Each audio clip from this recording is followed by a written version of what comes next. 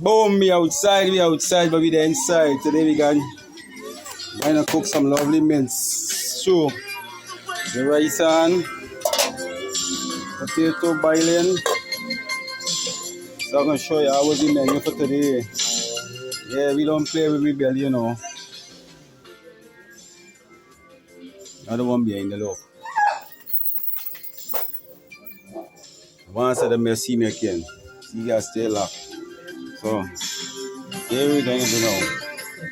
As detected with operators called multiple we're gonna watch these boys outside here. Over the horizon, descending 80,000 feet in less than wash out these boys and bring them inside. On November 14th, Fravor and each with a weapons system officer in the backseat were diverted to investigate. They found an area of roiling white water the size of a 737 in an otherwise calm blue sea. So, as we're looking at this, her backseater says, "Hey, Skipper, do you?" And about that got out. I said, "Dude, do you see that thing down there?" And we saw this little white tic-tac looking object, and it's just kind of moving above the white water area. As deep disappears, like gone. It had sped off. What are you thinking? So your mind tries to make sense of it. I'm going to categorize this as maybe a helicopter or maybe a drone.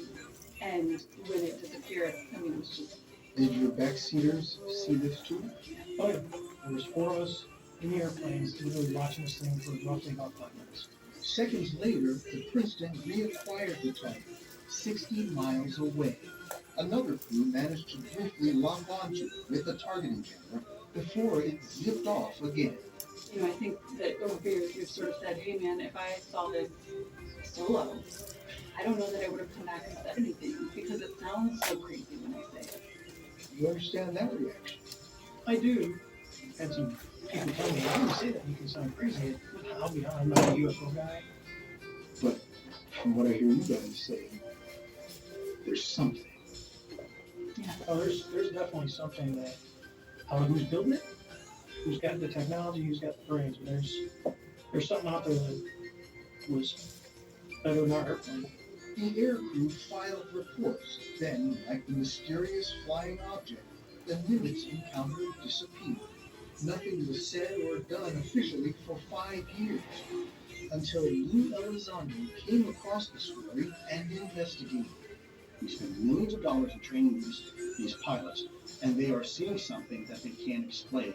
Furthermore, that information is being backed up on electro-optical data, like gun camera footage, and by radar data. Now, to me, that's compelling. Inside the Pentagon, his findings were met with skepticism. HIP's funding was eliminated in 2012, but Elizondo says he and a handful of others kept the mission alive. Until finally, frustrated, he quit the Pentagon in 2017, but not before getting these 3 videos declassified. And then things took a stranger turn. I tried to help my colleague Lou Elizondo elevate the issue in the department and actually get it to the Secretary of Defense. Christopher Mellon served as Deputy Assistant Secretary of Defense for Intelligence for Presidents Clinton and George W. Bush, and had access to top-secret government programs. So it's not us. That's one thing we know. We know. I can say that with a very high degree of confidence, in part because of the positions I held in the department, and I know the process. Mellon says he grew concerned nothing was being done about UAPs, so he decided to do something. In 2017, as a private citizen, he surreptitiously acquired the 3 Navy videos Elizondo had declassified and leaked them to the New York Times. It's bizarre and unfortunate that someone like myself has to do something like that to get a national security issue like this on the agenda. He joined forces with now civilian Lou Elizondo, and they started to tell their story to anybody who would listen. To newspapers, the History Channel, to members of Congress. We didn't understood that the public interested to get Congress interested, to then circle back to the Defense Department and get them to start taking a look at it. And now it is.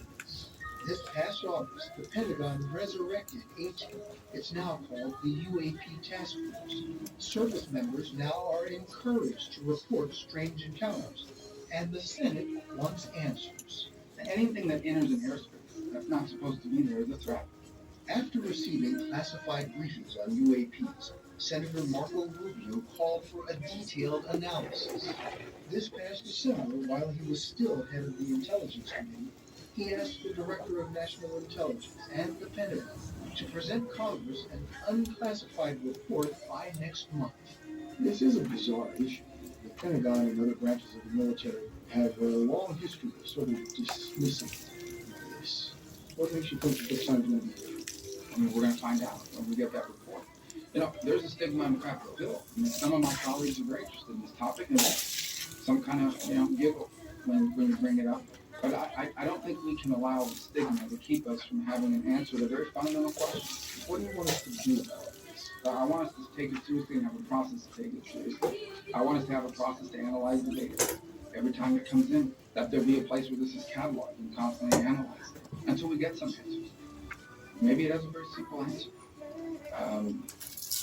Maybe it doesn't.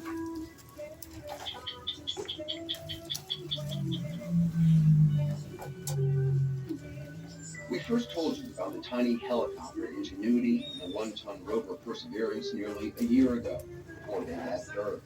They've come a very long way since then. In February, they landed in a hazardous and previously unexplored part of Mars called the Jezero Crater. Perseverance will be looking for signs of ancient life. Last month, Ingenuity disconnected from Perseverance's belly and made history, performing the first flights ever in the atmosphere of another planet. It's hard to imagine, but worth remembering as you watch what we're about to show you. This all happened millions of miles away in outer space. Last month, in this desolate Martian crater, 170 million miles from Earth, Perseverance posed for a selfie with Ingenuity, the little helicopter it had just dropped off. 2 weeks later, the rover's cameras recorded Ingenuity's historic first flight, hovering 10 feet off the ground for 30 seconds. It may not look like much, but for those who worked so long to make it happen, it was a reason to rejoice. Project manager Mimi Ong led the team at NASA Jet Propulsion Laboratory in California that's been working on Ingenuity for 6 years. How hard is it to fly helicopter on Mars? Very, very, very hard. We really truly started with the question of, is it possible? A lot of people thought it could not be done. Because it's really counterintuitive. I mean, you need atmosphere, but for the blades to push atmosphere to get there. The atmosphere on Mars is completely different than the The world. atmosphere in Mars is so thick. I mean, the room we're in, right? It's compared to that, it's 1% of the atmospheric density over there. So the question of really, can you generate enough lift, to really lift up anything? That was the fundamental question. In subsequent flights, Ingenuity has gone longer and farther, traveling for about 2 minutes and nearly the length of 3 football fields. It is a triumph not only for NASA, but for its partners in the private sector, helping various parts of the helicopter. Don't let it go, don't freak out. Matt Keenan has a history of making unusual things that can fly. He's an engineer at a company called AeroVironment. He uses drones for military and civilian use. I mean, that's incredible. 10 years ago, for a military research project, Keenan and his team created this robotic hummingbird. It's a tiny camera on board. Whoa! There it is. That's amazing. Keenan and engineer Ben Pfeifenberg led the AeroVironment team that created Ingenuity's rotors, motors, and landing gear. Why was this so challenging? Because it has to be a spacecraft as well as an aircraft. You gotta do what we gotta and, do. And flying it as You gotta an do what you aircraft gotta on do to Mars is survive. challenging because the density of the Hey, Earth can is sit down and similar wait. to how Earth is under Nobody not gonna do nothing for And you. robotic. Well, Guys, so building everything extremely Enough of we light fighting for is, power. really, Now we know the hour. The helicopter's blades We see the sign, but we know the time. like material coated So you with continue fighting for power. Don't strong. get a sense of how lightweight tip that is. It's nothing, Yeah, there weighs nothing. but incredibly light. Here we go. Taking off. This is the first time they've shown an outsider this version of Ingenuity. They plan to use for education and research. They call it Terry. Here on Earth, Terry's blades are spinning at about 400 revolutions per minute. On Mars, in the thin atmosphere, it had to spin 6 times faster to generate the same lift. And then land. Ingenuity cost $85 million to build and operate. Terry, a lot less. But it's still nerve-wracking to be handed its controls. All right. Go ahead. You've got it. Slide it right. You can push it all the way to the right if you want. Slide left. I'll bring it up a little bit. Now Continue stop. fighting for The power. joysticks we use to fly Terry are of no use on Mars. Radio signals take too long to get there. All right, let me take over now. I've switched you out. And we'll go back to you. Even someone as good at flying drones and hummingbirds as Matt Keenan couldn't fly a helicopter on Mars. Here's what happened in 2014 in a test chamber that replicated the atmosphere on Mars when Keenan tried to use a joystick to fly an early version of Ingenuity. Surprise. Wow. All right.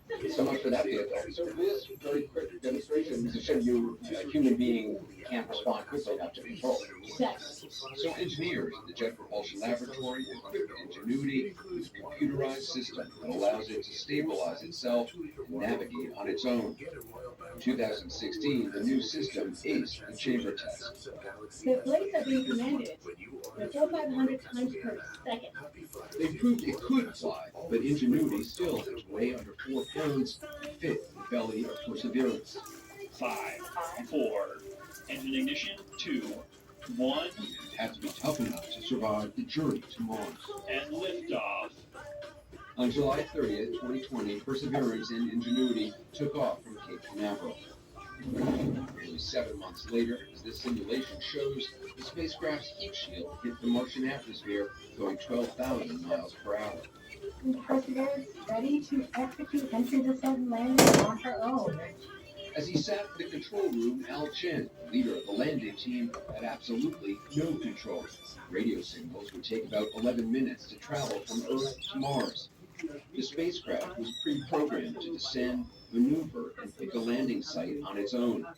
All the work his colleagues hoped to do on Mars would be impossible if his part of the mission failed.